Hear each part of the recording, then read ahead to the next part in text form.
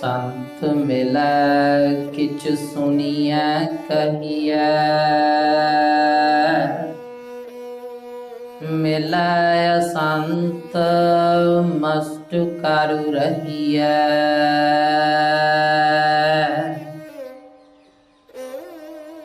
बाबा बोलना क्या कहिए,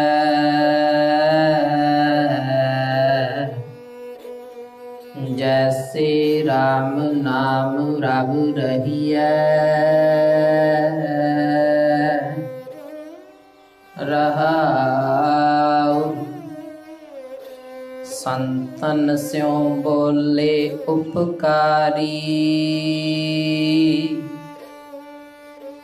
मूरख स्यों बोले चख मारी।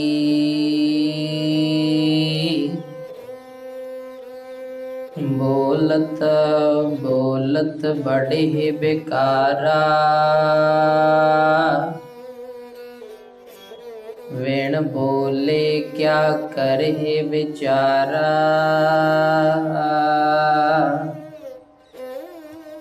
कह कबीर शूशा घट बोलै, भरिया होए सो कबहु ना डोलै।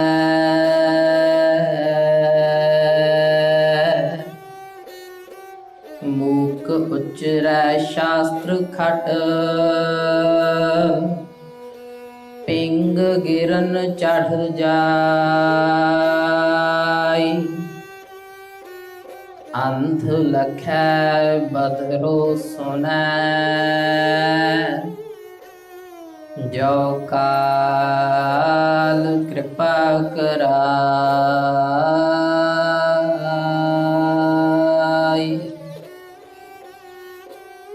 विण तुद होर जे मंगना, सिर दुखां कै दुख। देह नाम संतोखिया,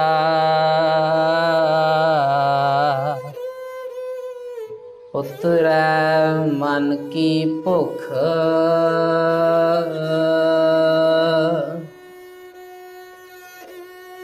सतनाम श्री वाहिगुरु साहिब जी।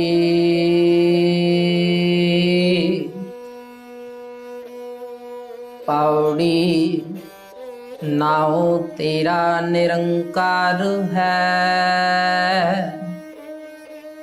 नाय लैयै नरक ना जाइयै। जियो पिंड सब तिस दा,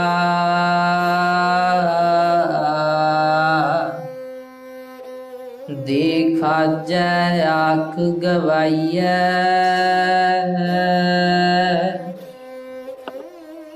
जे लोड़े चंगा अपना, कर पुनो नीच सदाइयै। जे जरवाना पर भरै, जर वेस करे दी आइयै। को रहै ना भरियै पाइयै, को रहै ना भरियै पाइयै।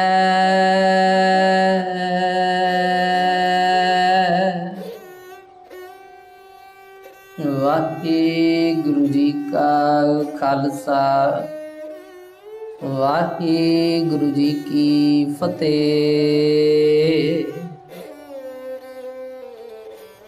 परम सन्मानयोग जुगो जुग अटल चवर छत्र तख्त दे मालक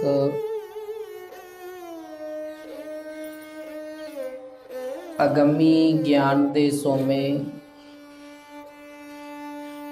सदीवी सुखां दे दाते वाली ये कुल आलम रूहानी रहबर सर्व कला भरपूर सतगुरु धन धन श्री गुरु ग्रंथ साहिब जी महाराज तिन्हां दी मुकद्दस गोद दे आनंद मान रही गुरु प्यारी गुरु सवारी सत संगत जियो। इस गोद अंदर सभाएमान शरीर करके सुरत करके ਅਤੇ ਜਿਹੜਾ ਵੀ ਸਰਬੱਤ ਮਾਈ ਭਾਈ ਜਿੱਥੋਂ ਤੱਕ ਵੀ ਜਿਸ ਵੀ ਮਾਈ ਭਾਈ ਦੇ ਕੰਨਾਂ ਤੱਕ ਇਹ ਆਵਾਜ਼ ਪਹੁੰਚਦੀ ਹੈ ਗੁਰੂ ਘਰ ਨਾਲ ਪ੍ਰੇਮ ਕਰਨ ਵਾਲਾ ਹੈ।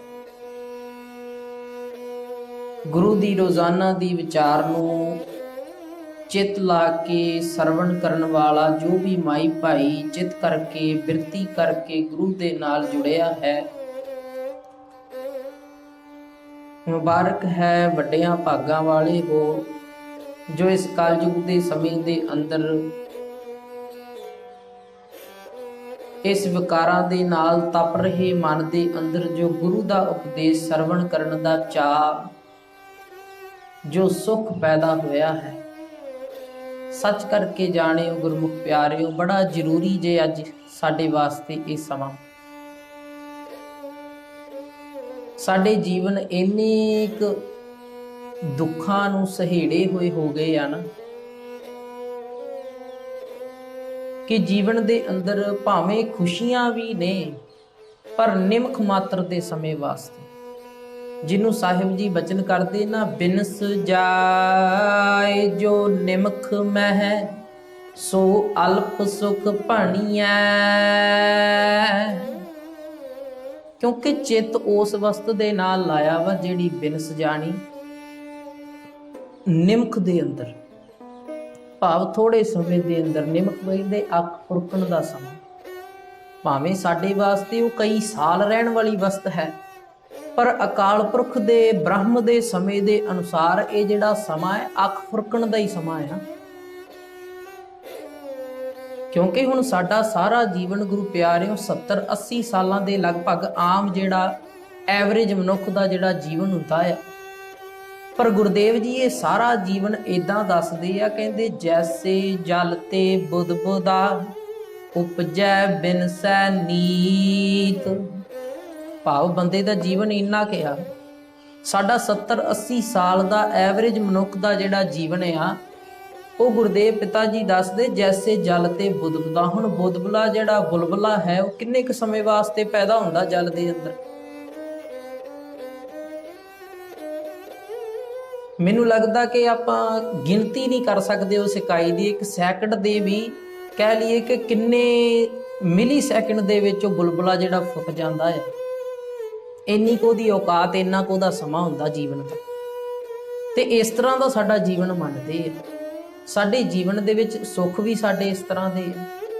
ਇਸ ਕਰਕੇ ਗੁਰੂ ਪਿਆਰਿਓ ਵਿਕਾਰਾਂ ਦੇ ਦੁੱਖਾਂ ਨੂੰ ਸਹੇੜਿਆ ਆ ਕਾਹਦੇ ਦੁੱਖਾਂ ਦੇ ਕਾਰਨਾਂ ਦੀ ਉਸ ਦਿਨ ਆਪ ਜੀ ਦੇ ਨਾਲ ਸਾਂਝ ਪਾਈ ਸੀ ਕਿ ਦੁੱਖਾਂ ਦੇ ਕਾਰਨ ਜਾਂ ਤੇ ਸਾਡੇ ਕੀਤੇ ਹੋਏ ਕਰਮ ਨੇ ਕਿ ਉਹਨਾਂ ਵੱਲ ਵੇਖ ਕੇ ਅਸੀਂ ਦੁਖੀ ਹੁੰਦੇ ਤੇ ਜਾਂ ਸਾਡੀਆਂ ਇੱਛਾਵਾਂ ਜਦੋਂ ਅਸੀਂ ਕੋਈ ਇੱਛਾ ਕਰਦੇ ਉਹ ਪੂਰੀ ਨਹੀਂ ਹੁੰਦੀ ਤੇ ਸਾਨੂੰ ਦੁੱਖ ਲੱਗਦਾ ਹੈ। ਹੋਰ ਸੰਸਾਰ ਦੇ ਆਪਾਂ ਕਈ ਕਾਰਨ ਮੰਨ ਕੇ ਚੱਲਦੇ ਹੁੰਦੇ ਤੇ ਗੁਰਦੇਵ ਜੀ ਨੇ ਬਖਸ਼ਿਸ਼ ਕੀਤੀ ਇਹ ਸੁਹਾਵਣਾ ਸਮਾਂ ਸਾਡੀ ਝੋਲੀ ਦੇ ਵਿੱਚ ਪਾਇਆ ਹੈ। ਜਿਹੜਾ ਵੀ ਮਾਈ ਭਾਈ ਇਸ ਵਿਚਾਰ ਨੂੰ ਸੁਣਦਾ ਹੈ ਗੁਰੂ ਦੇ ਨਾਲ ਜੁੜਿਆ ਹੈ ਆਓ ਚਿੱਤ ਨੂੰ ਗੁਰੂ ਚਰਨਾਂ ਵਿੱਚ ਜੋੜਨ ਦਾ ਯਤਨ ਕਰੀਏ। ਜੋ ਨਿਮਖ ਮਾਤਰ ਵੀ ਜੋ ਰਾਈ ਰੱਤੀ ਮਾਤਰ ਵੀ ਸਾਡੇ ਵਿੱਚ ਵਿੱਥ ਹੈ ਉਸ ਵਿੱਥ ਨੂੰ ਖਤਮ ਕਰਦਿਆਂ ਹੋਇਆਂ ਆਪਸ ਦੇ ਵਿੱਚ ਰਾਬਤਾ ਜਿਹੜਾ ਸੰਬੰਧ ਬਣਾਈਏ। ਪਿਆਰ ਸਹਿਤ ਗੁਰੂ ਚਰਨਾਂ ਵਿੱਚ ਲਵਾਓ ਹਾਜ਼ਰੀ ਸਾਰੇ ਆਖੋ ਜੀ ਸਤਨਾਮ ਸ੍ਰੀ ਵਾਹਿਗੁਰੂ ਸਾਹਿਬ ਜੀ।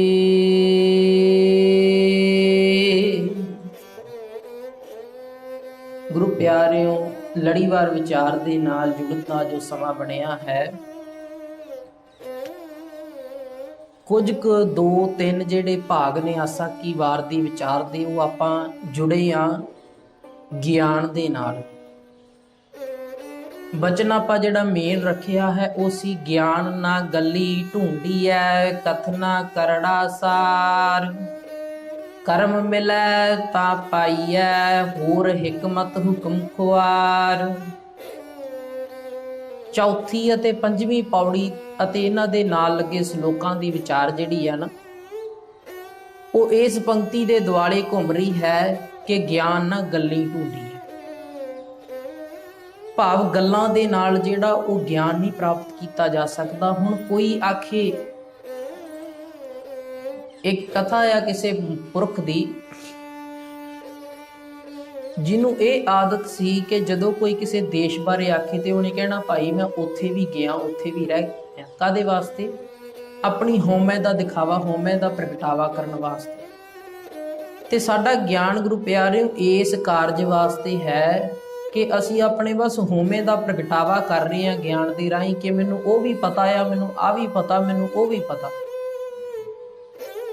ਅਸਲ ਗੱਲ ਗੁਰਦੇਵ ਜੀ ਕਹਿੰਦੇ ਤਾਂ ਸੀ ਜੇ ਜੀਵਨ ਦਾ ਆਚਰਣ ਉੱਚਾ ਹੁੰਦਾ।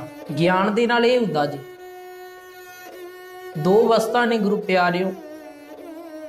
ਸਿੱਖ ਪੰਥ ਦੇ ਅੰਦਰ ਗੁਰਮਤ ਦੇ ਧਾਰਨੀ ਹੋਣ ਵਾਸਤੇ ਦੋ ਵਸਤਾਂ ਦੀ ਲੋੜ ਪੈਂਦੀ ਆ। ਮੈਂ ਅੱਜ ਖੋਲ ਕੇ ਇਹ ਵਿਚਾਰ ਅੱਜ ਆਪ ਜੀ ਦੇ ਸਨਮੁਖ ਰੱਖਣੀ ਚਾਹੁੰਦਾ, ਕਿਉਂਕਿ ਇੱਥੇ ਜਿਹੜੀ ਪੰਜਵੀਂ ਪੌੜੀ ਦੀ ਅੱਜ ਆਪਾਂ ਜੋ ਪੌੜੀ ਆਪਾਂ ਸਰਵਣ ਕੀਤੀ, ਜੋ ਵਿਚਾਰ ਅਧੀਨ ਹੈ, ਉਹਦੀ ਵਿਚਾਰ ਦੇ ਨਾਲ ਅੱਜ ਆਪਾਂ ਜੁੜਨਾ ਹੈ। ਗੱਲ ਇਸ ਤਰ੍ਹਾਂ ਗੁਰਮੁਖ ਪਿਆਰਿਓ ਕਿ ਸਾਡੇ ਜਿਹੜੇ ਜੀਵਨ ਦੇ ਅੰਦਰ, ਭਾਰਤ ਦੇ ਅੰਦਰ ਜਿੰਨੇ ਵੀ ਧਰਮ ਪੈਦਾ ਹੋਏ ਨੇ, ਇਹਨਾਂ ਦੇ ਅੰਦਰ ਜਿਹੜਾ ਮੁੱਖ ਉਦੇਸ਼ ਹੈ ਉਹ ਰੱਖਿਆ ਜਾਂਦਾ ਸ਼ਰਧਾ। ਸ਼ਰਧਾ ਪ੍ਰਧਾਨ ਦੇਸ਼ ਹੈ। ਭਾਵ ਇੱਥੇ ਸ਼ਰਧਾ ਰੱਖੀ ਜਾਂਦੀ ਆ ਆਪਣੇ ਇਸ਼ਟ ਦੇਵ ਦੇ ਉੱਤੇ। ਹੁਣ ਲੋਕ ਜਿਹੜੇ ਉਹ ਮੂਰਤੀਆਂ ਦਾ ਪੂਜਨ ਕਰਦੇ, ਮੂਰਤੀਆਂ ਦੇ ਸਨਮੁਖ ਜਿਹੜੇ ਉਹ ਦੀਵੇ ਘੁਮਾ ਕੇ ਉਹਨਾਂ ਦੀ ਆਰਤੀ ਕਰਦੇ।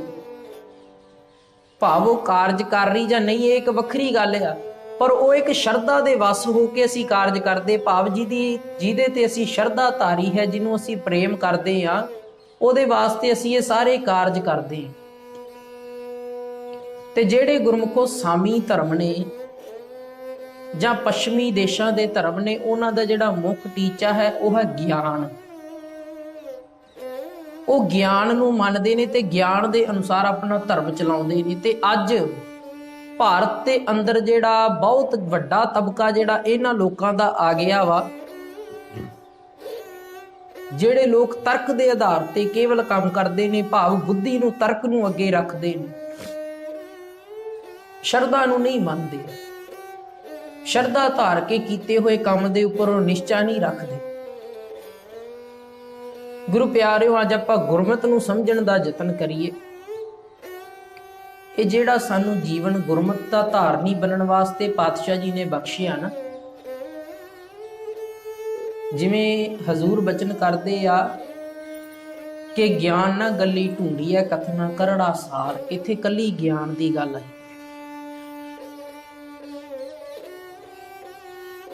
ਤੇ ਇਸ ਜਿਹੜੀ ਹੁਣ ਪੌੜੀ ਆਰੰਭ ਹੋਣੀ ਹੈ, ਇਹਦੇ ਵਿੱਚ ਨਾਮ ਦੀ ਗੱਲ ਆਈ।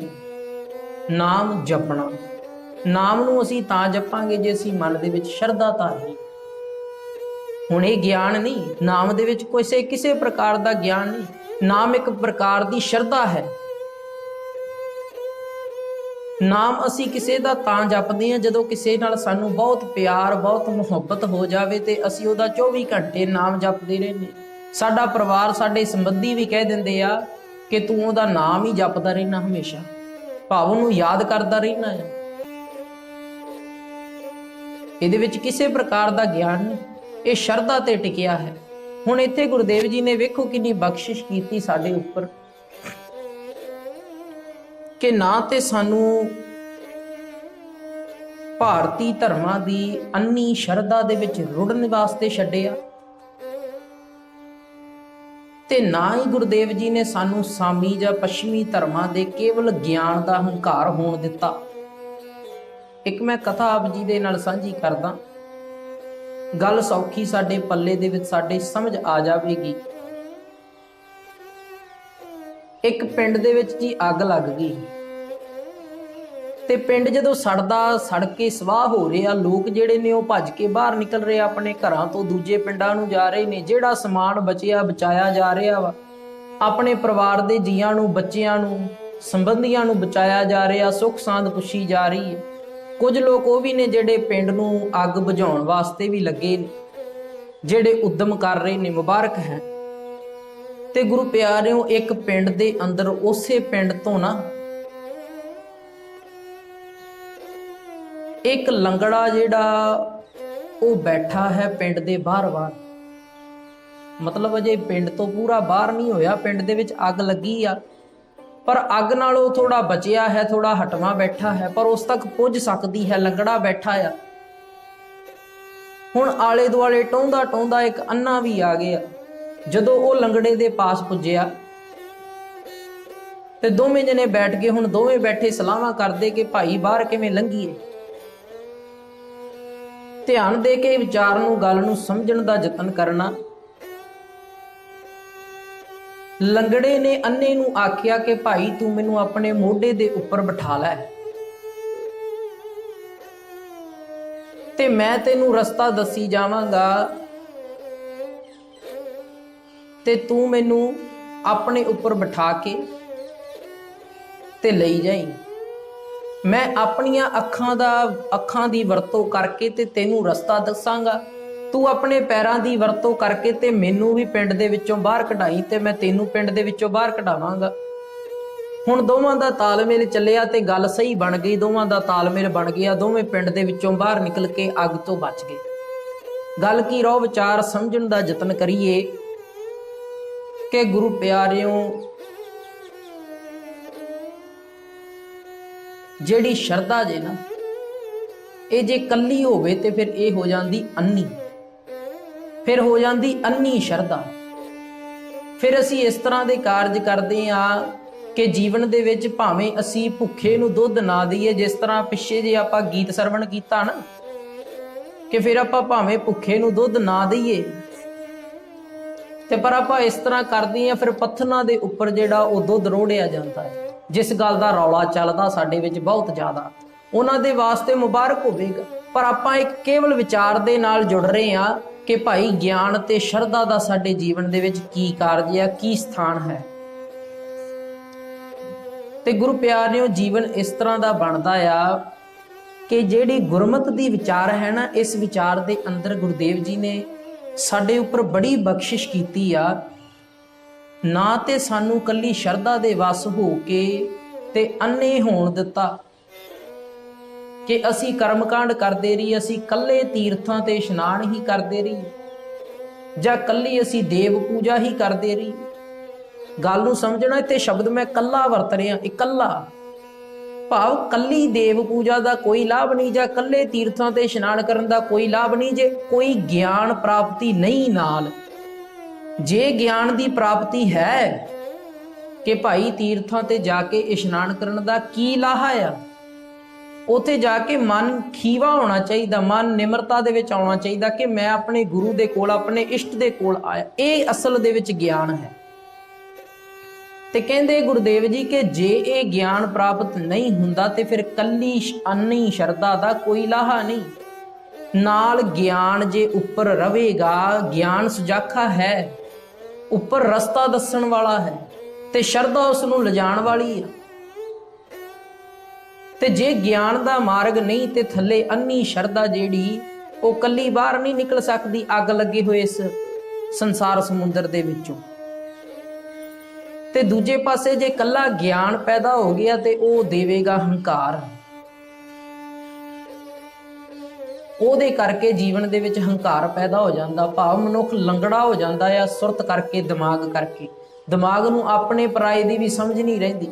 ਹੰਕਾਰ ਦੇ ਵਿੱਚ ਇੰਨਾ ਆ ਜਾਂਦਾ ਕਿ ਅੱਜ ਆਪਾਂ ਵੇਖੀਏ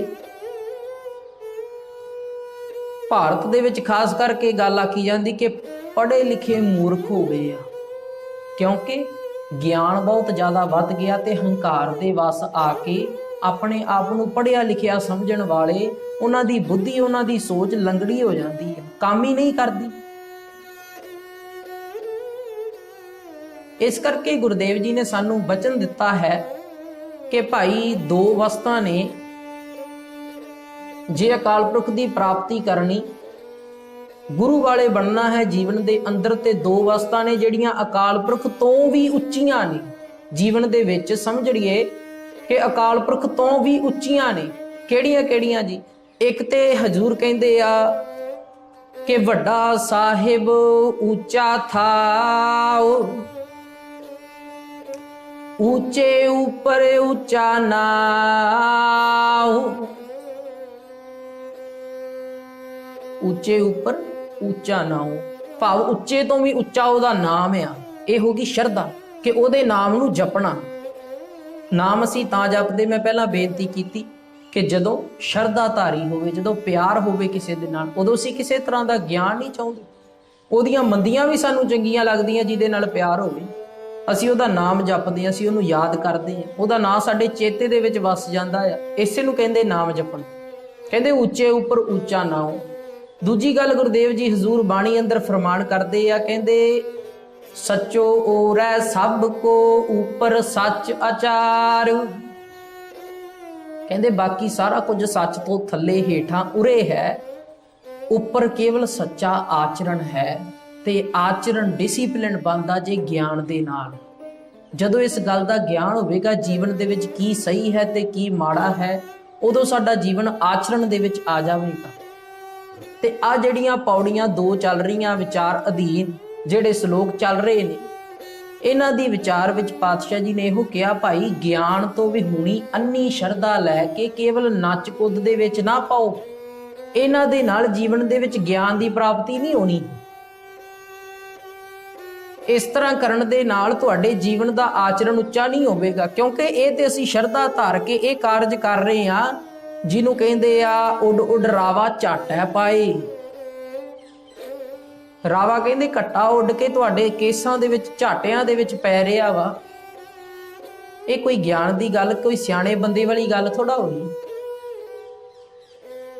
ਹੁਣ ਅੰਨੀ ਸ਼ਰਧਾ ਇੱਥੋਂ ਤੱਕ ਲੈ ਜਾਂਦੀ ਗੁਰੂ ਪਿਆਰਿਓ ਕਿ ਅੱਜ ਵੀ ਜੇ ਤੁਸੀਂ ਜਗਨਨਾਥਪੁਰੀ ਵਿੱਚ ਜਾ ਕੇ ਗੱਲ ਵੇਖੋ ਨਾ, ਜਦੋਂ ਰੱਥ ਯਾਤਰਾ ਕੱਢੀ ਜਾਂਦੀ ਕ੍ਰਿਸ਼ਨ ਦੀ, ਉਸ ਰੱਥ ਦੇ ਹੇਠਾਂ ਲੋਕ ਮਰਨ ਵਾਸਤੇ ਜਾਂਦੇ ਨੇ। ਕਾਹਦੇ ਵਾਸਤੇ? ਬਹੁਤ ਭਾਰੀ ਵੱਡਾ ਰੱਥ ਆ ਕ੍ਰਿਸ਼ਨ ਜੀ ਦਾ। ਉਸ ਰੱਥ ਦੇ ਹੇਠਾਂ ਲੋਕ ਮਰਨ ਵਾਸਤੇ ਜਾਂਦੇ ਨੇ। ਕਾਹਦੇ ਵਾਸਤੇ? ਕਿ ਇਹਦੇ ਹੇਠਾਂ ਮਰਨ ਦੇ ਨਾਲ ਸਾਨੂੰ ਮੁਕਤੀ ਪ੍ਰਾਪਤ ਹੋਵੇਗੀ, ਸਵਰਗ ਦੀ ਪ੍ਰਾਪਤੀ ਹੋਵੇਗੀ। ਅੱਜ ਵੀ ਕਾਂਛੀ ਦੇ ਵਿੱਚ ਲੋਕ ਕਰਵੱਤਰ ਦੇ ਨਾਲ ਮਰਨ ਵਾਸਤੇ ਜਾਂਦੇ ਨੇ। ਮਗਹਰ ਦੇ ਵਿੱਚ ਮਰਨ ਨੂੰ ਜਿਹੜਾ ਅੱਜ ਵੀ ਲੋਕ ਨਿੰਦਦੇ ਨੇ, ਮਾੜਾ ਸਮਝਦੇ ਨੇ, ਕਿ ਅੱਜ ਵੀ ਸਾਡੇ ਧਰਮ ਉੱਥੇ ਕੀ ਖੜੇ। ਕਾਰਨ ਕੀ ਹੈ? ਕਿਉਂਕਿ ਗਿਆਨ ਤੋਂ ਵੀ ਹੋਣੀ ਅੰਨੀ ਸ਼ਰਧਾ ਹੋ ਜਾਂਦੀ ਹੈ। ਇਸ ਕਰਕੇ ਦੋਵਾਂ ਦੇ ਤਾਲਮੇਲ ਦੇ ਨਾਲ ਹੀ ਜੀਵਨ ਅਸਲ ਸਹੀ ਗੱਲ ਬਣਦੀ ਹੈ। ਦੂਜੀ ਗੱਲ ਇਹ ਕਿ ਜਿਹੜਾ ਕੱਲਾ ਗਿਆਨ ਲਈ ਫਿਰਦਾ, ਹੁਣ ਅੱਜ ਕੱਲ ਦੇ ਸਾਡੇ ਕਈ ਵਿਦਵਾਨ ਐਸੇ ਸਿੱਖ ਕੌਮ ਦੇ ਅੰਦਰ ਵੀ ਆ ਗਏ ਆ ਜਿਹੜੇ ਕੱਲਾ ਗਿਆਨ ਲੈ ਕੇ ਤੇ ਜਿਨ੍ਹਾਂ ਨੂੰ ਗੁਰੂ ਹੀ ਨਹੀਂ ਨਜ਼ਰ ਆਉਂਦਾ, ਜਿਹੜੇ ਗੁਰੂ ਨੂੰ ਗੁਰੂ ਹੀ ਨਹੀਂ ਮੰਨਦੇ, ਉਹ ਸ਼ਰਧਾ ਧਾਰ ਕੇ ਤੇ ਆਪਣੇ 10 ਗੁਰੂ ਸਹਿਬਾਨਾਂ ਨੂੰ ਵੀ ਕੇਵਲ ਸ਼ਰੀਕ ਰੂਪ ਹੀ ਮੰਨਦੇ ਨੇ ਕਿ ਭਾਈ ਉਹ ਇਕੱਲੇ ਸ਼ਰੀਰ ਹੀ ਸਨ। ਅਸਲ ਦੇ ਵਿੱਚ ਤਾਂ ਉਹ ਜੋਤ ਸਰੂਪ ਸਨ। ਤੇ ਜੋਤ ਸਰਬ ਕਲਾ ਸਮਰੱਥ ਅਸੀਂ ਆਪ ਆਖਦੇ ਹਾਂ, ਭਾਈ ਸਾਹਿਬ ਮੇਰਾ ਮਾਰਜੀ ਵੱਲ ਹੈ। ਇਹ ਹੈ ਗਿਆਨ ਦੇ ਨਾਲ ਸ਼ਰਧਾ ਧਾਰਨ। ਭਾਵ ਕੱਲਾ ਗਿਆਨ ਜਿਹੜਾ ਉਹ ਇਹ ਗੱਲ ਕਦੇ ਨਹੀਂ ਮੰਨਣ ਦੇਵੇਗਾ ਕਿ ਗੁਰੂ ਨੇ ਮੋਇਆ ਹਾਥੀ ਜਵਾਲ ਦਿੱਤਾ। ਜਦੋਂ ਗਿਆਨ ਦੇ ਨਾਲ ਗੁਰੂ ਤੇ ਸ਼ਰਧਾ ਪੈਦਾ ਹੋਵੇਗੀ ਕਿ ਹਾਂ ਗੁਰੂ ਵਾਕਈ ਹੀ ਮੋਇਆ ਹਾਥੀ ਜਵਾਲਣਹਾਰ ਹੈ, ਜਿਵਾ ਸਕਦਾ ਹੈ। ਜੇ ਭਾਈ ਸਾਹਿਬ ਨੇ ਆਖ ਦਿੱਤਾ ਨਾ ਇੱਕ ਬਾਬਾ ਅਕਾਲ ਰੂਪ, ਤੇ ਹੁਣ ਅਕਾਲ ਪੁਰਖ ਦਾ ਰੂਪ ਕੀ ਨਹੀਂ ਕਰ ਸਕਦਾ ਸੰਸਾਰ ਦੇ ਉੱਤੇ। ਇਹ ਗਿਆਨ ਹੈ ਸਾਡੇ ਕੋਲ। ਜੇ ਭੱਟ ਸਾਹਿਬਾਨ ਨੇ ਆਖ ਦਿੱਤਾ ਆਪ ਨਾਰਾਇਣ ਕਲਾ ਧਾਰ ਜਗ ਮੈਂ ਪਰਵਰਿਓ, ਤੇ ਜੇ ਨਾਰਾਇਣ ਆਪ ਆਇਆ ਤੇ ਫਿਰ ਉਹ ਸੰਸਾਰ ਤੇ ਇੱਕ ਹਾਥੀ ਨਹੀਂ ਜਿੰਦਾ ਕਰ ਸਕਦਾ ਜਿਹਨੇ ਇੰਨੀ ਸ੍ਰਿਸ਼ਟੀ ਨੂੰ ਜਿੰਦਾ ਕੀਤਾ ਹੋਇਆ। ਜਿਹੜਾ ਇੰਨੀ ਸ੍ਰਿਸ਼ਟੀ ਦੇ ਵਿੱਚ ਜਾਣ ਪਾ ਰਿਹਾ ਉਹ ਇੱਕ ਹਾਥੀ ਨੂੰ ਜਿਉਂਦਾ ਨਹੀਂ ਕਰ ਸਕਦਾ। ਗੱਲ ਕੀ ਕੇਵਲ ਗਿਆਨ ਲੈ ਕੇ ਫਿਰ ਰਹੇ ਹਾਂ ਅਸੀਂ, ਤੇ ਉਹ ਗਿਆਨ ਸਾਨੂੰ ਹੰਕਾਰੀ ਬਣਾ ਰਿਹਾ ਵਾ। ਨਾਲ ਜੇ ਸ਼ਰਧਾ ਧਾਰ ਕੇ, ਤੇ ਕੇਵਲ ਸ਼ਰਧਾ ਵੀ ਕੱਲੀ ਨਾ ਹੋਵੇ, ਫਿਰ ਮੈਂ ਬੇਨਤੀ ਕੀਤੀ ਕਿ ਅੰਨੀ ਹੋ ਜਾਂਦੀ ਹੈ। ਇਸ ਲਈ ਗਿਆਨ ਤੇ ਸ਼ਰਧਾ ਦੋਵਾਂ ਨੂੰ ਨਾਲ ਲੈ ਕੇ ਚੱਲੀਏ। ਗੁਰਦੇਵ ਜੀ ਸਾਹਿਬ ਦਾ ਜਿਹੜਾ ਫਰਮਾਨ ਹੈ ਨਾ ਗੁਰਮਤਿ ਦੇ ਅਨੁਸਾਰ, ਉਹ ਇਹੋ ਹੀ ਜੇ ਤੇ ਹੁਣ ਅੱਜ ਜਿਹੜਾ ਪੌੜੀ ਦੇ ਵਿੱਚ ਆਪਾਂ ਵਿਚਾਰ ਅਧੀਨ ਪੌੜੀ ਹੈ ਜਿਹਦੀ ਵਿਚਾਰ ਦੇ ਨਾਲ ਆਪਾਂ ਜੁੜਨਾ ਹੈ। ਤੇ ਗੁਰੂ ਪਿਆਰਿਓ, ਇਹ ਆਪਾਂ ਵਿਚਾਰਾਂ ਤਾਂ ਸਾਂਝੀਆਂ ਕੀਤੀਆਂ ਜੋ ਮੁਕੰਮਲ ਵਿਚਾਰ ਜਿਹੜੀ ਗਿਆਨ ਦੀ ਸਾਡੀ ਸਮਝ ਦੇ ਵਿੱਚ ਪੈ ਜਾਵੇ ਕਿ ਆਖਰ ਗੁਰਮਤਿ ਹੈ ਕੀ। ਭਾਵੇਂ ਕਿ ਤੁਸ਼ ਬੁੱਧ ਦੇ ਨਾਲ ਜਿੰਨੀ ਵੀ ਵਿਚਾਰ ਆਪਾਂ ਕੀਤੀ ਸੰਪੂਰਨ ਸਮਝ ਨਹੀਂ ਸਕੇ, ਮੈਂ ਇਹ ਨਹੀਂ ਆਖਦਾ ਕਿ ਜਾਂ ਮੈਂ ਪੂਰਾ ਸਮਝ ਲਿਆ ਜਾਂ ਮੈਂ ਆਪ ਜੀ ਨੂੰ ਪੂਰਾ ਸਮਝਾ ਸਕਦਾ ਜਾਂ ਨਹੀਂ। ਗੁਰੂ ਪਿਆਰਿਓ, ਬੜੀ ਤੁਸ਼ ਬੁੱਧ ਆ ਸਾਡੀ, ਇੰਨੀ ਸਾਡੇ ਵਿੱਚ ਸਮੱਤ ਨਹੀਂ ਕਿ ਅਸੀਂ ਗੁਰੂ ਦੀ ਅਗੰਮੀ ਵਿਚਾਰ ਨੂੰ ਸਮਝ ਸਕੀਏ ਕਿ ਕੀ ਕਹਿਣਾ ਚਾਹ ਰਹੇ ਹਾਂ, ਪਰ ਆਪਣੇ ਜੀਵਨ ਵਿੱਚ ਇਸ ਗੱਲ ਨੂੰ ਲਾਗੂ ਕਰਕੇ ਅਪਣਾ ਕੇ ਵੇਖ ਰਹੇ ਹਾਂ ਕਿ ਜੇ ਇਹ ਵਿਚਾਰ ਸਹੀ ਲੱਗਦੀ ਹੈ ਤਾਂ ਇਸ ਨੂੰ ਜੀਵਨ ਦੇ ਵਿੱਚ ਅਪਣਾਈਏ। ਭਾਈ, ਗੁਰੂ ਦੇ ਬਚਨਾਂ ਦੇ ਅਨੁਸਾਰ, ਗੁਰੂ ਦੀ ਕਸਵੱਟੀ ਤੇ ਆਪਾਂ ਹਰੇਕ ਚੀਜ਼ ਨੂੰ ਵੇਖੀਏ। ਧੰਨ ਸ਼੍ਰੀ ਗੁਰੂ ਗ੍ਰੰਥ ਸਾਹਿਬ ਪਾਤਸ਼ਾਹ ਜੀ ਦੀ ਬਾਣੀ ਦੀ ਕਸਵੱਟੀ ਤੇ ਰੱਖ ਕੇ ਕਿ ਭਾਈ ਜਿੱਥੇ ਸ਼ਰਧਾ ਚਾਹੀਦੀ ਉੱਥੇ ਸ਼ਰਧਾ ਵੀ ਸਾਡੀ ਸਹੀ ਹੋਵੇ, ਤੇ ਜਿੱਥੇ ਗਿਆਨ ਚਾਹੀਦਾ ਉੱਥੇ ਗਿਆਨ ਵੀ ਗੁਰੂ ਦੇ ਅਨੁਸਾਰ ਹੀ ਹੋਵੇ। ਇਸ ਲਈ ਗੁਰੂ ਦੀ ਗੱਲ ਨੂੰ ਮੰਨਣਾ, ਗੁਰੂ ਦੇ ਬਚਨ ਨੂੰ ਮੰਨਣਾ ਜੀਵਨ ਦੇ ਅੰਦਰ। ਅੱਜ ਪਾਤਸ਼ਾਹ ਜੀ ਕਹਿੰਦੇ ਕਿ ਭਾਈ ਇਹ ਤੇ ਨਿਰੀ ਸੱਚੀ ਗੱਲ ਆ ਕਿ ਨੱਚਣ ਕੁੱਦਣ ਦੇ ਨਾਲ ਜਿਹੜਾ ਗਿਆਨ ਦੀ ਪ੍ਰਾਪਤੀ ਨਹੀਂ ਹੋਣੀ। ਨੱਚਣ ਕੁੱਦਣ ਮਨ ਕਾ ਚਾਓ, ਨਾਨਕ ਜਿਨ ਮਨ ਭਾਓ ਤਿਨਾ ਮਨ ਭਾਓ। ਫਿਰ ਅੱਜ ਕਹਿੰਦੇ ਪਾਤਸ਼ਾਹ, ਕਹਿੰਦੇ ਪੌੜੀ, ਨਾਉ ਤੇਰਾ ਨਿਰੰਕਾਰ ਹੈ, ਨਾਇ ਲਿਆ ਨਰਕ ਨਾ ਜਾਈਐ। ਕਹਿੰਦੇ ਉਸ ਅਕਾਲ ਪੁਰਖ ਦਾ ਨਾਮ ਹੀ ਨਿਰੰਕਾਰ ਹੈ। ਉਹਦਾ ਦੂਜਾ ਸਰੂਪ ਆ ਬਾਣੀ, ਤੇ ਬਾਣੀ ਬਾਬਤ ਬਚਨ ਆਉਂਦਾ, ਵਾਹੋ ਵਾਹੋ ਬਾਣੀ ਨਿਰੰਕਾਰ ਹੈ। ਹੁਣ ਬਾਣੀ ਦੇ ਵਿੱਚੋਂ ਹੀ ਉਹ ਨਾਮ ਪ੍ਰਾਪਤ ਹੋਣਾ, ਕਿਉਂਕਿ ਅਸਲ ਅਕਾਲ ਪੁਰਖ ਦਾ ਸਰੂਪ ਜਿਹੜਾ ਸਾਡੇ ਪਾਸ ਜਪਣ ਵਾਸਤੇ ਹੈ, ਸ਼ਬਦ ਸਰੂਪ, ਉਹ ਸਾਡੇ ਕੋਲ ਨਾਮ ਹੈ। ਨਿਰਗੁਣ ਸਰੂਪ ਦੇ ਦਰਸ਼ਨ ਹੋ ਸਕਦਾ ਭਲਾ ਕਿਸੇ ਸੰਤ ਕਿਸੇ ਗੁਰਮੁਖ ਨੇ ਕੀਤੇ ਹੋਣ, ਅਜੇ ਮੇਰਾ ਇੰਨਾ ਅਨੁਭਵ ਨਹੀਂ। ਆਪ ਵਿੱਚੋਂ ਕਿਸੇ ਗੁਰਮੁਖ ਦਾ ਹੋ ਸਕਦਾ ਜੋ ਨਿਰਗੁਣ ਸਰੂਪ ਦੇ ਦਰਸ਼ਨ ਕਰ ਲਵੇ, ਪਰ ਕਹਿੰਦੇ ਸ਼ਬਦ ਸਰੂਪ ਨੂੰ ਜੇ ਆਪਾਂ ਜਪਣਾ ਸ਼ੁਰੂ ਕਰ ਦਈਏ, ਨਾਉ ਤੇਰਾ ਨਿਰੰਕਾਰ ਹੈ, ਨਾਏ ਲਿਆ ਨਰਕ ਨਾ ਜਾਈਏ। ਨਾ ਤੇ ਜੀਵਨ ਦੇ ਵਿੱਚ ਅਸੀਂ ਨਰਕ ਭੋਗਾਂਗੇ, ਤੇ ਨਾ ਹੀ ਜੇ ਕੋਈ ਹੋਰ ਨਰਕ ਵੀ ਹੈ ਤਾਂ ਉਸ ਨਰਕ ਦੇ ਵਿੱਚ ਨਹੀਂ ਮਨੁੱਖ ਪੈਂਦਾ। ਭਾਵ ਆਗਿਆ ਪਾਛੈ ਸੁਖ ਹੋਵੇਗਾ, ਇੱਥੇ ਵੀ ਸੁਖ ਹੋਵੇਗਾ, ਅੱਗੇ ਵੀ ਸਦੀ ਵੀ ਸੁਖ ਪ੍ਰਾਪਤ ਹੋਵੇਗਾ ਕੇਵਲ ਨਾਮ ਜਪਣ ਦੇ ਨਾਲ। ਤੇ ਨਾਮ ਸਾਡੇ ਪਾਸ ਹੈ ਸ਼ਬਦ ਸਰੂਪ ਦੇ ਵਿੱਚ। ਸ਼ਬਦ ਸਰੂਪ ਦੇ ਵਿੱਚ ਗੁਰਮੁਖੋ ਜਦੋਂ ਅਸੀਂ ਨਾਮ ਜਪਾਂਗੇ ਨਾ, ਤੇ ਇਹ ਨਾਮ ਜਪ ਜਪ ਕੇ ਸਾਨੂੰ ਜੀਵਨ ਦੇ ਅੰਦਰ ਸਰਗੁਣ ਸਰੂਪ ਅਕਾਲ ਪੁਰਖ ਦੇ ਦਰਸ਼ਨ ਹੋ ਜਾਣਗੇ। ਸਰਗੁਣ ਤੋਂ ਭਾਵ ਸਾਰਿਆਂ ਦੇ ਵਿੱਚ ਜਿਹੜਾ ਅਕਾਲ ਪੁਰਖ ਵਸ ਰਿਹਾ ਹੈ, ਉਸ ਅਕਾਲ ਪੁਰਖ ਨੂੰ ਅਸੀਂ ਦੇਖਣਾ ਸ਼ੁਰੂ ਕਰ ਦੇਵਾਂਗੇ। ਸਾਨੂੰ ਨਜ਼ਰ ਆ ਜਾਵੇਗਾ, ਸਭ ਮੈਂ ਜੋਤ ਜੋਤ ਹੈ ਸੋਏ, ਤਿਸ ਦਾ ਚਾਨਣ ਸਭ ਮਹਿ ਚਾਨਣ ਹੋਏ। ਇਹ ਸਾਨੂੰ ਨਜ਼ਰ ਆਉਣਾ ਸ਼ੁਰੂ ਹੋ ਜਾਵੇਗਾ। ਆ ਜੇ ਅਸਲ ਗਿਆਨ ਆਪਾਂ ਵਿਚਾਰ ਕੀਤੀ ਨਾ, ਬੇਨਤੀ ਕੀਤੀ ਆਪ ਜੀ ਦੇ ਚਰਨਾਂ ਦੇ ਵਿੱਚ ਕਿ ਗਿਆਨ ਜਿਹੜਾ ਉਹ ਸਾਡੇ ਜੀਵਨ ਦੇ ਆਚਰਣ ਨੂੰ ਉੱਚਾ ਚੁੱਕਦਾ ਆ। ਤੇ ਆਚਰਣ ਨੂੰ ਉੱਚਾ ਚੁੱਕਣ ਦੀ ਪਹਿਲੀ ਪੌੜੀ ਹੈ ਕਿ ਅਕਾਲ ਪੁਰਖ ਦਾ ਨਾਮ ਜਪੀਏ। ਦੂਜੀ ਪੌੜੀ, ਜੀਓ ਪਿੰਡ ਸਭ ਤਿਸ ਦਾ ਦੇਖਾਜੈ ਆਖ ਗਵਾਈਐ। ਦੂਜੀ ਪੌੜੀ ਇਹ ਹੈ ਕਿ ਜੀਓ ਪਿੰਡ, ਜੋ ਕੁਛ ਵੀ ਤੇਰੇ ਪਾਸ ਹੈ, ਸਰੀਰ ਮਾਇਆ, ਜੋ ਵਰਤਨ ਵਾਸਤੇ, ਖਾਣ ਵਾਸਤੇ, ਹੰਡਾਉਣ ਵਾਸਤੇ, ਘਰ ਪਰਿਵਾਰ ਰਿਸ਼ਤੇਦਾਰ ਸਾਕ ਸੰਬੰਧੀ ਜੋ ਕੁਛ ਵੀ ਜੀਵਨ ਦੇ ਵਿੱਚ ਹੈ, ਇਹ ਮੰਨ ਕੇ ਰਹਿ ਕਿ ਇਹ ਤੇਰਾ ਨਹੀਂ, ਤੈਨੂੰ ਇੱਥੋਂ ਛੱਡ ਕੇ ਜਾਣਾ ਪਵੇਗਾ। ਦੇ ਖਾਜੈ, ਦਿੱਤਾ ਹੋਇਆ ਖਾ ਰਿਹਾ ਹੈ ਅਕਾਲ ਪੁਰਖ ਦਾ, ਤੇ ਆਖ ਗਵਾਈਐ ਕਿ ਜੇ ਉਹਦੀ ਸਿਫਤ ਉਹਦੀ ਸਲਾਹ ਮੁਖ ਤੋਂ ਆਖਣਾ ਸ਼ੁਰੂ ਕਰ ਦੇਵੇਂਗਾ ਨਾ, ਤੇ ਸਮਝ ਲੈ ਕਿ ਜੀਵਨ ਦੇ ਵਿੱਚ ਗਵਾ ਰਿਹਾ ਹੈ। ਕਹਿਣ ਤੋਂ ਭਾਵ ਇਹ ਹੈ ਕਿ ਆਖ ਕੇ ਜੀਵਨ ਦੇ ਵਿੱਚ ਕਿ ਮੈਂ ਉਹਦੀ ਸਿਫਤ ਸਲਾਹ ਕਰਦਾ ਹਾਂ, ਮੇਰੇ ਇਹ ਪਦਾਰਥ ਨੇ, ਮੈਂ ਦਾਤਾ, ਮੈਂ ਵੰਡ ਰਿਹਾ ਹਾਂ, ਮੈਂ ਕਿੰਨਾ ਦਿਆਲੂ ਹਾਂ, ਮੈਂ ਵੰਡਣ ਵਾਸਤੇ ਲੋਕਾਂ ਦੀ ਸੇਵਾ ਵਿੱਚ ਲੱਗਾ ਹਾਂ। ਕਹਿੰਦੇ ਇਹ ਬਚਨ ਨਾ ਕਰ, ਇਹ ਉਸ ਅਕਾਲ ਪੁਰਖ ਦਾ ਦਿੱਤਾ ਹੋਇਆ ਸਾਰਾ ਕੁਛ ਹੈ।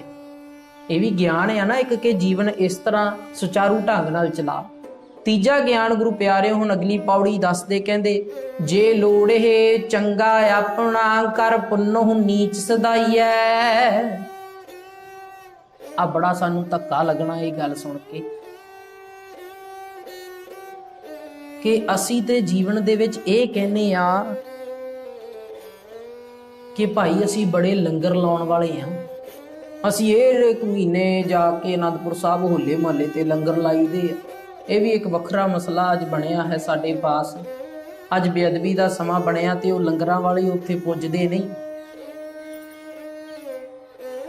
ਇਸ ਲਈ ਗੁਰੂ ਪਿਆਰਿਓ, ਸਾਡੇ ਗੁਰੂ ਸਾਹਿਬ ਦੀ ਬੇਅਦਬੀਆਂ ਦੇ ਜੋ ਕਾਰਜ ਹੋ ਰਹੇ ਆ, ਇਹਨਾਂ ਨੂੰ ਰੋਕਣ ਵਾਸਤੇ ਸਾਡੇ ਨਾਲੋਂ ਵੱਧ ਹੋਰ ਕਿਸੇ ਨੇ ਅੱਗੇ ਨਹੀਂ ਆਉਣਾ ਠੱਲ ਪਾਉਣ ਵਾਸਤੇ। ਜੇ ਅਜੇ ਵੀ ਅਸੀਂ ਜਾਗਰੂਕ, ਅਸੀਂ ਜਾਗੇ ਨਹੀਂ ਤੇ ਸਤਿਗੁਰੂ ਪਾਤਸ਼ਾਹ ਜੀ ਕਹਿੰਦੇ ਸਾਡੀ ਇਹਦੇ ਨਾਲੋਂ ਵੱਡੀ ਬਦਕਿਸਮਤੀ ਨਹੀਂ ਹੋ ਸਕਦੀ। ਜੇ ਬਚਨ ਆਉਂਦਾ ਕਲਗੀਧਰ ਪਾਤਸ਼ਾਹ ਜੀ ਦਾ, ਕਹਿੰਦੇ ਗੁਰ ਕੀ ਨਿੰਦਾ ਸੁਣੈ ਨਾ ਕਾਨੁ, ਭੇਟ ਕਰੈ ਤਿਸ ਸੰਗ ਕਿਰਪਾਨੁ।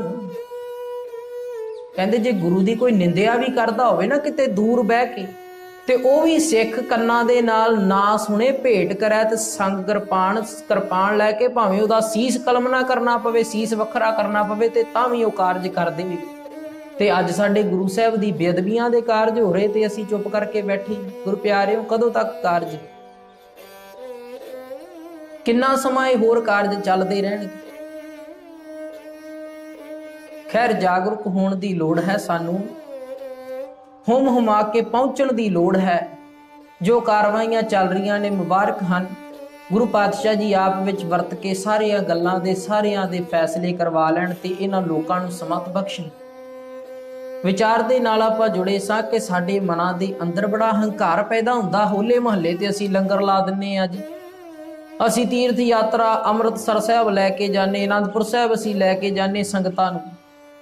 ਹੁਣ ਗੁਰਦੇਵ ਜੀ ਇੱਥੇ ਕਹਿੰਦੇ ਆ, ਭਾਈ ਜੇ ਲੋੜ ਇਹ ਚੰਗਾ ਆਪਣਾ, ਜੇ ਆਪਣਾ ਚੰਗਾ ਚਾਹੁੰਨਾ, ਭਲਾ ਚਾਹੁੰਨਾ ਨਾ ਦਰਗਾਹ ਦੇ ਅੰਦਰ, ਜੇ ਗੁਰੂ ਦੇ ਸਾਹਮਣੇ ਸਨਮੁਖ ਹੋ ਕੇ ਆਨੰਦ ਮਾਣਨਾ ਚਾਹੁੰਨਾ ਹੈ, ਉੱਥੇ ਸੁਰਖਰੂ ਮੂੰਹ ਲੈ ਕੇ ਜਾਣਾ ਚਾਹੁੰਨਾ ਹੈ, ਤੇ ਕਰ ਪੁੰਨਹੁ ਨੀਚ ਸਦਾਈਐ। ਪੁੰਨ ਕਰ ਕਰਕੇ ਵੀ ਆਪਣੇ ਆਪ ਨੂੰ ਨੀਚ, ਆਪਣੇ ਆਪ ਨੂੰ ਨੀਵਾਂ ਸਦਵਾ। ਤੇ ਗੁਰੂ ਪਿਆਰਿਓ, ਕੇਵਲ ਕਿਹਾ ਨਹੀਂ, ਗੁਰਦੇਵ ਜੀ ਨੂੰ ਆਪਾਂ ਬ੍ਰਹਮ ਗਿਆਨ ਦਾ ਸੋਮਾ ਕਹਿੰਦੇ ਆ, ਆਪ ਅਕਾਲ ਪੁਰਖ ਦਾ ਸਰੂਪ ਕਹਿੰਦੇ ਆ। ਤੇ ਗੁਰਦੇਵ ਜੀ ਉੱਥੇ ਜਪਜੀ ਸਾਹਿਬ ਵਿੱਚ ਬਚਨ ਕਰਦੇ, ਕਹਿੰਦੇ ਨਾਨਕ ਨੀਚ ਕਹੈ ਵਿਚਾਰ, ਵਾਰਿਆ ਨਾ ਜਾਵਾਂ ਇੱਕ ਵਾਰ। ਇਹ ਨਿਮਰਤਾ ਆ। ਗੁਰੂ ਰਾਮਦਾਸ ਪਾਤਸ਼ਾਹ ਜੀ ਬਚਨ ਕਰਦੇ, ਕਹਿੰਦੇ ਹਮ ਕੀਰੇ ਕਿਰਮ ਸਤਿਗੁਰ ਸਰਨਾਈ, ਕਰ ਦਇਆ ਨਾਮ ਪ੍ਰਗਾਸ। ਕਿ ਮੈਂ ਕੀੜਾ ਹਾਂ, ਮੈਨੂੰ ਨਾਮ ਦੀ ਬਖਸ਼ਿਸ਼ ਦਿਓ। ਇਹ ਹੈ ਬੇਨਤੀ ਕਰਨ ਦਾ ਤਰੀਕਾ ਕਿ ਜੇ ਲੋੜ ਹੈ ਚੰਗਾ ਆਪਣਾ, ਕਰ ਪੁੰਨਹੁ ਨੀਚ ਸਦਾਈਐ। ਨੀਚ ਤਾਂ ਕਰਕੇ ਭਾਵ ਗਰੀਬੀ ਦੇ ਵਿੱਚ ਰਹਿਣਾ, ਅੰਦਰ ਦੀ ਗਰੀਬੀ, ਨਿਮਰਤਾ ਕਰਕੇ ਰਹਿਣਾ। ਜੇ ਅੰਦਰ ਦੀ ਗਰੀਬੀ ਦੇ ਤੌਰ ਤੇ ਰਵਾਂਗੇ ਨਾ, ਤੇ ਗੁਰੂ ਪਿਆਰਿਓ ਇੱਕ ਬਖਸ਼ਿਸ਼ ਵਰਤੇਗੀ। ਇਹ ਜਿਹੜਾ ਦਰ ਹੈ, ਜਿਹੜਾ ਘਰ ਹੈ, ਉਹ ਗੁਰਦੇਵ ਪਿਤਾ ਜੀ ਬਖਸ਼ਿਸ਼ ਕਰਦੇ। ਕਹਿੰਦੇ ਨਾਨਕ ਜਿੱਥੇ ਨੀਚ ਸੰਭਾਲੇਣ, ਤਿੱਥੇ ਨਦਰ ਤੇਰੀ ਬਖਸ਼ੀਸ਼। ਵਾਹਿਗੁਰੂ ਬਚਨ ਕਹਿੰਦੇ ਨੇ, ਕਹਿੰਦੇ ਨੀਚਾ ਅੰਦਰ ਨੀਚ ਜਾਤ, ਨੀਚੀ ਹੂੰ ਅਤ ਨੀਚ। ਨਾਨਕ ਤਿਨ ਕੈ ਸੰਗ ਸਾਥ, ਵੱਡਿਆਂ ਸਿਉ ਕਿਆ ਰੀਸ। ਜਿੱਥੈ ਨੀਚ ਸੰਭਾਲੇ ਅਨ, ਤਿੱਥੈ ਨਦਰ ਤੇਰੀ ਬਖਸ਼ੀਸ। ਕਹਿੰਦੇ ਇਸ ਕਰਕੇ ਨੀਚ ਹੋ ਕੇ ਰਹਿ। ਨੀਚਾਂ ਦੇ ਨਾਲ ਉਹ ਅਕਾਲ ਪੁਰਖ ਚੰਗਾ ਸਲੂਕ ਕਰਦਾ ਹੈ, ਤੇ ਜਿਹੜੇ ਹੰਕਾਰੀ ਹੋ ਜਾਂਦੇ ਉਹਨਾਂ ਦਾ ਹੰਕਾਰ ਵੀ ਪਲ ਭਰ ਦੇ ਵਿੱਚ ਤੋੜਨ ਦੀ ਸਮਰੱਥਾ ਰੱਖਦਾ ਹੈ। ਜੀਓ ਪਿੰਡ ਸਭ ਤਿਸ ਦਾ ਦੇ ਖਾਜੈ, ਆਖ ਗਵਾਈਐ। ਜੇ ਲੋੜੇ ਚੰਗਾ ਆਪਣਾ, ਕਰ ਪੁੰਨਹੁ ਨੀਚ ਸਦਾਈਐ।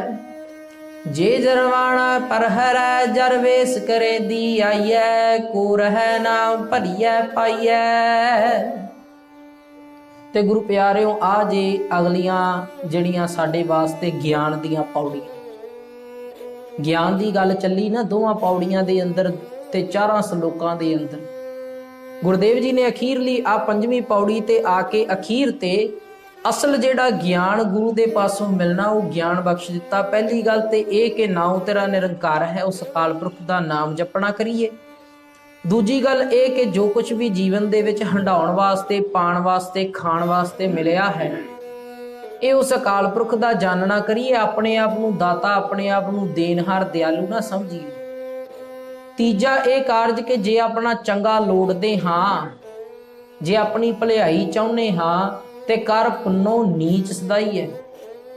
ਪੁੰਨ ਕਰਕੇ ਵੀ ਆਪਣੇ ਆਪ ਨੂੰ ਨਿਮਰਤਾ ਦੇ ਵਿੱਚ ਰਹੀਏ ਕਿ ਭਾਈ ਨਹੀਂ, ਇਹ ਗੁਰੂ ਦੀ ਬਖਸ਼ਿਸ਼, ਮੈਂ ਨਹੀਂ ਕੀਤਾ। ਚੌਥੀ ਬਖਸ਼ਿਸ਼ ਕਰਦੇ ਕਹਿੰਦੇ ਜੇ ਜ਼ਰਵਾਣਾ ਪਰ ਹਰੈ ਜਰ ਵੇਸ ਕਰੇਂਦੀ ਆਈ ਹੈ। ਭਾਈ ਇਹ ਨਾ ਜੀਵਨ ਬਣਾਓ ਜਿੱਦਾਂ ਅੱਜ ਸਾਡੇ ਸ਼ਹਿਰਾਂ ਦੇ ਵਿੱਚ ਹੋ ਗਿਆ, ਖਾਸ ਕਰਕੇ ਅਜੇ ਸ਼ਹਿਰਾਂ ਦੇ ਵਿੱਚ ਹੀ ਆ ਕਿ ਅਸੀਂ ਕੇਸ ਦਾੜੀ ਜਿਹੜੀ ਉਹ ਕਾਲੇ ਰੰਗ ਦੇ ਨਾਲ ਬਜ਼ੁਰਗਾਂ ਨੇ ਰੰਗਣੀ ਸ਼ੁਰੂ ਕਰ ਦਿੱਤੀ ਆ। ਬਜ਼ੁਰਗ ਨਹੀਂ ਮੈਂ ਉਹਨਾਂ ਨੂੰ ਕਹਿ ਸਕਦਾ, ਬੁੱਢੇ ਨੇ ਉਹ। ਗੁਰੂ ਪਿਆਰਿਓ, ਬਜ਼ੁਰਗੀ ਇੱਕ ਦਾਤ ਹੁੰਦੀ ਆ। ਆਪਾਂ ਅੱਗੇ ਵੀ ਸ਼ਾਇਦ ਬਚਨ ਕੀਤਾ ਆਪ ਜੀ ਦੇ ਨਾਲ ਕਿ ਬਜ਼ੁਰਗੀ ਇੱਕ ਦਾਤ ਹੁੰਦੀ ਆ ਤੇ ਬੁੱਢੇ ਹੋਣਾ ਸਾਡੇ ਸਰੀਰ ਨੂੰ ਬੁਢਾਪਾ ਆਉਣਾ ਹੁੰਦਾ। ਬੁੱਢੇ ਹੋਣਾ ਇੱਕ ਉਮਰ ਹੈ ਤੇ ਬਜ਼ੁਰਗ ਹੋਣਾ ਇੱਕ ਅਵਸਥਾ ਹੈ। ਬਜ਼ੁਰਗੀ ਤੋਂ ਭਾਵ ਹੈ ਸਿਆਣਪ। ਭਾਵ ਬਜ਼ੁਰਗ ਜਿਹੜਾ ਉਹ ਸਿਆਣਾ ਹੁੰਦਾ ਹੈ, ਉਹਨੂੰ ਕਿਹਾ ਜਾਂਦਾ ਕਿ ਸਿਆਣਿਆਂ ਦੀਆਂ ਗੱਲਾਂ ਨੇ, ਭਾਵ ਬਜ਼ੁਰਗਾਂ ਦੀਆਂ ਗੱਲਾਂ ਨੇ। ਪਿੰਡ ਦੇ ਵਿੱਚ ਜਿਹੜੇ ਬਜ਼ੁਰਗ ਹੁੰਦੇ ਸੀ, ਪਿੰਡ ਜਿਹੜਾ ਸਾਰਾ ਉਹਨਾਂ ਤੋਂ ਸਲਾਹ ਲੈ ਕੇ ਤੁਰਦਾ ਸੀ ਕਿ ਭਾਈ ਇਹ ਪਿੰਡ ਦਾ ਬਜ਼ੁਰਗ, ਪਿੰਡ ਦਾ ਸਿਆਣਾ ਆ। ਅੱਜ ਦੇ ਜਿਹੜੇ ਲੋਕ ਨੇ ਉਹ ਪਿੰਡ ਦੇ ਬੁੱਢੇ ਆ, ਭਾਵ ਜੀਵਨ ਕਰਕੇ, ਸਰੀਰ ਕਰਕੇ ਉਹ ਬੁੱਢੇ ਹੋ ਗਏ, ਕੇਸ ਦਾੜਾ ਚਿੱਟਾ ਹੋ ਗਿਆ, ਪਰ ਸਮੱਤ ਦੀ ਕੋਈ ਗੱਲ ਨਹੀਂ। ਵਿੱਚ ਟਾਵੇਂ ਟਾਵੇਂ ਨੇ, ਸਾਰੇ ਇੱਕੋ ਜਿਹੇ ਨਹੀਂ ਹਨ। ਪਰ ਗਿਆਨ ਦੀ ਅਸਲ ਦੇ ਵਿੱਚ ਪ੍ਰਾਪਤੀ ਗੁਰੂ ਦੇ ਕੋਲੋਂ ਹੋਣੀ। ਤੇ ਗੱਲ ਸਾਡੇ ਤੇ ਇਹ ਢੁੱਕ ਰਹੀ ਆ ਅੱਜ ਸੰਸਾਰ ਦੇ ਅੰਦਰ। ਗੁਰਦੇਵ ਜੀ ਕਹਿੰਦੇ ਜੇ ਜ਼ਰਵਾਣਾ ਪਰ ਹਰੈ, ਪਰ ਹਰੈ ਤੋਂ ਭਾਵ ਛੱਡਣਾ। ਕਹਿੰਦੇ ਜੇ ਤੂੰ ਆਪਣਾ ਬੁਢੇਪਾ ਛੱਡਣ ਵਾਸਤੇ ਡਾਈਆਂ ਲਾ ਰਿਹਾ, ਦਾੜੇ ਨੂੰ, ਕੇਸਾਂ ਨੂੰ ਰੰਗ ਰਿਹਾ ਹੈ, ਭਾਵ ਦਿਖਣਾ ਨਹੀਂ ਚਾਹੁੰਦਾ, ਬਸਤਰ ਤੂੰ ਅਜੇ ਵੀ ਜਵਾਨਾਂ ਵਾਲੇ ਪਾ ਰਹੇ ਆ। ਕਾਦੇ ਵਾਸਤੇ? ਕਿ ਮੈਂ ਜਵਾਨ ਦਿਸਾਂ, ਮੈਂ ਬੁੱਢਾ ਨਾ ਦਿਸਾਂ। ਤੇ ਕਹਿੰਦੇ ਜਰ ਵੇਸ ਕਰੇਂਦੀ ਆਈ ਹੈ। ਜਰ ਜਿਹੜਾ ਬੁਢੇਪਾ ਹੈ ਉਹ ਵੇਸ ਕਰਕੇ ਤੇਰੇ ਸਰੀਰ ਦੇ ਉੱਤੇ ਆ ਜਾਵੇਗਾ। ਜਿਸ ਦਿਨ ਝੁਰਰੀਆਂ ਪੈ ਗਈਆਂ ਉਸ ਦਿਨ ਕਿਸੇ ਨੇ ਨਹੀਂ ਆਖਣਾ ਕਿ ਭਾਈ ਆ ਜੀਨ ਪਾਈ ਵਾਲਾ ਜੇ ਜਵਾਨ ਆ। ਉਸ ਦਿਨ 80 ਸਾਲਾਂ ਦਾ ਬੁੱਢਾ 80 ਸਾਲਾਂ ਦਾ ਹੀ ਲੱਗੇਗਾ। ਸਗੋਂ ਆਪਣਾ ਮਜ਼ਾਕ ਬਣਾਵੇਂਗੇ ਕਿ ਭਾਈ ਆ ਜੀਨ ਪਾ ਕੇ ਤੁਰਿਆ ਫਿਰਦਾ ਹੈ, ਆ ਜਵਾਨਾਂ ਵਾਲੇ ਬਸਤਰ ਪਾ ਕੇ ਤੁਰਿਆ ਫਿਰਦਾ। ਜਿਸ ਦਿਨ ਹੱਥਾਂ ਦੀਆਂ ਮਾਸ ਜਿਹੜਾ ਹੱਥਾਂ ਦਾ ਉਹ ਲਟਕ ਗਿਆ, ਜਿਸ ਦਿਨ ਦੰਦ ਮੂੰਹ ਦੇ ਵਿੱਚੋਂ ਨਾ ਰਹੇ, ਉਸ ਦਿਨ ਕਾਲਾ ਦਾੜਾ ਕੀਤਾ ਹੋਇਆ ਆਪਣਾ ਮਜ਼ਾਕ ਬਣਾਵੇਂਗਾ ਕਿ ਭਾਈ ਅਜੇ ਵੀ ਵੇਖੋ ਕਾਲਾ ਦਾੜਾ ਕਰਕੇ ਤੁਰਿਆ ਫਿਰਦਾ ਹੈ, ਅਜੇ ਵੀ ਆਪਣੇ ਆਪ ਨੂੰ ਜਵਾਨ ਸਮਝਦਾ। ਇਸ ਲਈ ਹਜ਼ੂਰ ਕਹਿੰਦੇ ਜੇ ਜ਼ਰਵਾਣਾ ਪਰ ਹਰੈ, ਇਹ ਸਿੱਖਿਆ ਦਿੱਤੀ ਗਿਆਨ ਦੇ ਤੌਰ ਤੇ ਕਿ ਭਾਈ ਜੀਵਨ ਇਸ ਤਰ੍ਹਾਂ ਬਤੀਤ ਕਰੀਦਾ ਆ ਕਿ ਜੇ ਜ਼ਰਵਾਣਾ ਪਰ ਹਰੈ, ਬੁਢਾਪੇ ਨੂੰ ਛੱਡੋ ਨਾ। ਜੇ ਛੱਡਣ ਦੀ ਕੋਸ਼ਿਸ਼ ਕਰੋਗੇ ਤੇ ਜਰ ਵੇਸ ਕਰੇਂਦੀ ਆਈ ਹੈ। ਜਰ ਜਿਹੜਾ ਬੁਢੇਪਾ ਉਹ ਵੇਸ ਕਰਕੇ ਆ ਜਾਵੇਗਾ, ਉਹ ਸਰੀਰ ਦੇ ਉੱਤੇ ਹੀ ਆ ਜਾਵੇਗਾ। ਇਸ ਲਈ ਉਹਨੂੰ ਛੱਡਣ ਦਾ ਯਤਨ ਨਾ ਕਰੋ, ਉਹਨੂੰ ਮਾਣੋ। ਤੇ ਵਿਦਵਾਨ ਕਹਿੰਦੇ ਆ ਜਿਹੜੇ ਸੁਲਝੇ ਹੋਏ ਵਿਦਵਾਨ ਨੇ, ਵਿਵਾਦਾਂ ਵਿੱਚ ਪੈਣ ਵਾਲੇ ਨਹੀਂ, ਉਹ ਕਹਿੰਦੇ ਕਿ ਬੁਢੇਪੇ ਨਾਲੋਂ ਚੰਗੀ ਕੋਈ ਦਾਤ ਨਹੀਂ ਜੇ ਇਹਨੂੰ ਅਸੀਂ ਮਾਣ ਸਕੀਏ ਜੀਵਨ ਦੇ ਅੰਦਰ। ਵੇਖੋ ਕਿੰਨਾ ਸਤਿਕਾਰ ਮਿਲਦਾ ਜੇ ਅਸੀਂ ਸਤਿਕਾਰ ਕਰਵਾਉਣ ਵਾਲੇ ਹੋਈਏ। ਜੇ ਅਸੀਂ ਚਿੜਚਿੜੀ ਕਰਦੇ ਰਹੀਏ, ਸਾਰਿਆਂ ਦੇ ਨਾਲ ਲੜਦੇ ਹੀ ਰਹੀਏ, ਆਪਣੇ ਧੀਆਂ ਪੁੱਤਾਂ ਨੂੰਹਾਂ ਦੇ ਨਾਲ, ਤੇ ਫਿਰ ਗੁਰੂ ਪਿਆਰਿਓ ਸਮਝਣ ਵਾਲੇ ਸਮਝ ਜਾਇਓ ਇਸ ਗੱਲ ਨੂੰ। ਫਿਰ ਗੁਰੂ ਪਿਆਰਿਓ ਕੋਈ ਦਾਤ ਨਹੀਂ, ਨਾ ਤੇ ਅਸੀਂ ਇਹਨੂੰ ਮਾਣਦੇ। ਕਹਿੰਦੇ ਦੇਖੋ ਕਿੰਨੀ ਦਾਤ ਆ, ਕਿੱਡੀ ਵੱਡੀ, ਕਿ ਇਹਨੂੰ ਅਸੀਂ ਮਾਨਣਾ ਕਰੀਏ ਜੀਵਨ ਦੇ ਅੰਦਰ। ਇਹਨੂੰ ਅਸੀਂ ਪਿਆਰ ਦੇ ਨਾਲ ਸਮਝਣ ਦਾ, ਜਿਉਣ ਦਾ ਯਤਨ ਕਰੀਏ। ਅਖੀਰਲਾ ਬਚਨ ਕਹਿੰਦੇ ਕੋ ਰਹਿ ਨਾ ਭਰੀਐ ਪਾਈਐ। ਆ ਵੀ ਗੱਲ ਸਮਝ ਲਿਓ, ਪੁਰਾਣੇ ਸਮਿਆਂ ਦੇ ਅੰਦਰ ਨਾ ਅੰਨ ਨੂੰ ਨਾਪਣ ਵਾਸਤੇ, ਤੋਲਣ ਵਾਸਤੇ ਇੱਕ ਬਰਤਨ ਬਣਾਇਆ ਹੁੰਦਾ ਸੀ ਮਿੱਟੀ ਦਾ, ਜਿਹਨੂੰ ਕਹਿੰਦੇ ਸੀ ਪਾਈ। ਉਹ ਪਾਈ ਜਦੋਂ ਬਰਤਨ ਨੂੰ ਭਰ ਕੇ ਤੇ ਜਦੋਂ ਕਿਸੇ ਦੇ ਝੋਲੇ ਦੇ ਵਿੱਚ ਉਹਨੂੰ ਦੇਣਾ ਹੋਵੇ, ਵੇਚਣਾ ਹੋਵੇ, ਤੇ ਉਹ ਪਾਈ ਭਰ ਕੇ ਤੇ ਉਹਦੇ ਝੋਲੇ ਦੇ ਵਿੱਚ ਜਾਂ ਉਹਦੇ ਭਾਂਡੇ ਦੇ ਵਿੱਚ ਪਾ ਦਿੱਤੀ ਜਾਂਦੀ ਸੀ। ਉਹਨੂੰ ਕਹਿੰਦੇ ਸੀ ਪਾਈ। ਮਿੱਟੀ ਦਾ ਬਰਤਨ ਹੁੰਦਾ ਸੀ।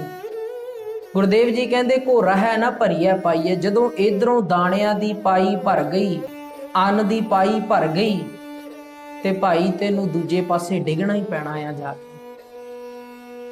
ਇਸ ਲਈ ਹਜ਼ੂਰ ਫਰਮਾਨ ਕਰਦੇ ਘੋਰਾ ਹੈ ਨਾ ਭਰੀਐ ਪਾਈਏ। ਜਿਹੜੀ ਪਾਈ ਭਰ ਗਈ ਹੈ ਜੀਵਨ ਦੀ, ਸਵਾਸਾਂ ਦੀ ਪੂੰਜੀ ਮੁੱਕ ਗਈ ਹੈ, ਉਸ ਪਾਈ ਨੂੰ ਰੱਖਿਆ ਨਹੀਂ ਜਾ ਸਕਦਾ। ਉਸ ਪਾਈ ਨੂੰ ਅੱਗੇ ਸੁੱਟਣਾ ਹੀ ਪਵੇਗਾ, ਅੱਗੇ ਪਾਉਣਾ ਹੀ ਪਵੇਗਾ। ਉਸ ਸਰੀਰ ਨੂੰ ਸਾੜਾ ਕੇ ਜਲਾ ਕੇ ਹੀ ਆਉਣਾ ਪਵੇਗਾ, ਉਸ ਦਾ ਸੰਸਕਾਰ ਕਰਕੇ ਹੀ ਆਉਣਾ ਪਵੇਗਾ, ਜਿਹਦੇ ਅੰਦਰ ਕੋਈ ਜਿੰਦ ਕੋਈ ਰੂਹ ਨਹੀਂ ਵਸਦੀ। ਇਸ ਲਈ ਕਹਿੰਦੇ ਜਦੋਂ ਸਮਾਂ ਬਣ ਗਿਆ, ਜਦੋਂ ਸਮਾਂ ਹੋ ਗਿਆ ਪੂਰਾ, ਜਦੋਂ ਪਾਈ ਗਈ ਭਰ, ਉਦੋਂ ਭਾਈ ਜੀਵਨ ਨੂੰ ਛੱਡ ਕੇ, ਸੰਸਾਰ ਨੂੰ ਛੱਡ ਕੇ ਇਸ ਫਾਨੀ ਸੰਸਾਰ ਤੋਂ ਜਾਣਾ ਹੀ ਪਵੇਗਾ। ਨਾਗੇ ਪਾਉ ਤੇ ਗਏ ਜਿਨਕੇ ਲੱਖ ਕਰੋੜੋਂ ਵੀ ਨੰਗੇ ਪੈਰ। ਜਿਹੜੇ ਉਹ ਸਨ ਜੀਤ ਫਿਰੈ ਸਭ ਦੇਸ ਦਸਾਨ ਕੋ ਬਾਜਤ ਢੋਲ ਮਰਦੰਗ ਨਗਾਰੇ। ਉਹ ਵੀ ਗੁਰਦੇਵ ਜੀ ਕਹਿੰਦੇ ਅੰਤ ਕੋ ਨਾਗੇ ਪਾਏ ਪਧਾਰੇ। ਅੰਤ ਨੂੰ ਉਹ ਵੀ ਨੰਗੇ ਪੈਰੀ ਗਏ ਸੰਸਾਰ ਤੋਂ, ਨਾ ਕੁਛ ਪਾ ਕੇ ਆਏ ਸੀ ਤੇ ਨਾ ਹੀ ਕੁਛ ਇੱਥੋਂ ਲੈ ਕੇ ਜਾਣਾ। ਇੱਥੋਂ ਤੱਕ ਕਿ ਹਜ਼ੂਰ ਕਹਿੰਦੇ ਕੱਪੜ ਰੂਪ ਸੁਹਾਵਣਾ ਛੱਡ ਦੁਨੀਆ ਅੰਦਰ ਜਾਵਣਾ। ਸਰੀਰ ਦਾ ਕੱਪੜਾ ਵੀ ਦੁਨੀਆ ਅੰਦਰ ਛੱਡ ਕੇ ਜਾਣਾ। ਕਹਿੰਦੇ ਭਾਈ ਉਹ ਨੱਚਣ ਕੁੱਦਣ ਨੂੰ ਛੱਡੋ ਤੇ ਆ ਅਸਲ ਗਿਆਨ ਨੂੰ ਜੀਵਨ ਦੇ ਵਿੱਚ ਅਪਣਾਓ ਕਿ ਭਾਈ ਆ ਗਿਆਨ ਦੀਆਂ ਗੱਲਾਂ ਜਿਹੜੀਆਂ ਗੁਰੂ ਤੋਂ ਪ੍ਰਾਪਤ ਹੁੰਦੀਆਂ, ਉਹ ਗਿਆਨ ਨਹੀਂ ਜਿਹੜਾ ਅਸੀਂ ਨੱਚਦੇ ਟੱਪਦੇ ਰਾਸ ਲੀਲਾ, ਰਾਮ ਲੀਲਾ, ਕ੍ਰਿਸ਼ਨ ਲੀਲਾ ਦਿਖਾ ਰਹੇ ਇੱਕ ਦੂਜੇ ਨੂੰ, ਉੱਡ ਉੱਡ ਰਾਵਾ ਝਾਟਾ ਪਾਏ ਵਾਲੇ ਕਾਰਜ ਕਰ ਰਹੇ, ਰੋਟੀਆਂ ਕਾਰਨ ਪੂਰੇ ਤਾਲ ਵੜੇ ਜਿਹੜੇ ਸਾਡੇ ਕਾਰਜ ਨੇ। ਕਹਿੰਦੇ ਉਹ ਅਸਲ ਗਿਆਨ ਦੀ ਪ੍ਰਾਪਤੀ ਨਹੀਂ। ਗਿਆਨ ਆ ਜੇ ਗੁਰੂ ਦੇ ਕੋਲੋਂ ਗਿਆਨ ਲਓ ਤੇ ਆਪਣੇ ਜੀਵਨ ਨੂੰ ਚੰਗੇ ਆਚਰਣ ਦੇ ਤਹਿਤ ਨਾਮ ਜਪਦਿਆਂ ਸ਼ਰਧਾ ਦੇ ਗਿਆਨ ਦੇ ਸੁਮੇਲ ਦੇ ਨਾਲ ਜੀਵਨ ਨੂੰ ਬਤੀਤ ਕਰੀਏ। ਗੁਰੂ ਪਾਤਸ਼ਾਹ ਜੀ ਕਿਰਪਾ ਕਰਨ। ਗੁਰੂ ਪਿਆਰਿਓ, ਗੁਰੂ ਦੇ ਜਿੰਨੇ ਵੀ ਉਪਦੇਸ਼ਾਂ ਦਾ ਵਚਨ ਆਪਾਂ ਸਰਵਣ ਕੀਤਾ, ਸਮਝਿਆ ਹੈ, ਸਰਵਣ ਕਰਨ ਦੇ ਯਤਨ ਕੀਤੇ ਨੇ, ਕਿਰਪਾ ਕਰਨ ਪਾਤਸ਼ਾਹ ਜੀ ਸਾਡੀ ਸੁਰਤ ਦੇ ਵਿੱਚ ਜੀਵਨ ਦੇ ਅੰਦਰ ਵਸ ਜਾਣ।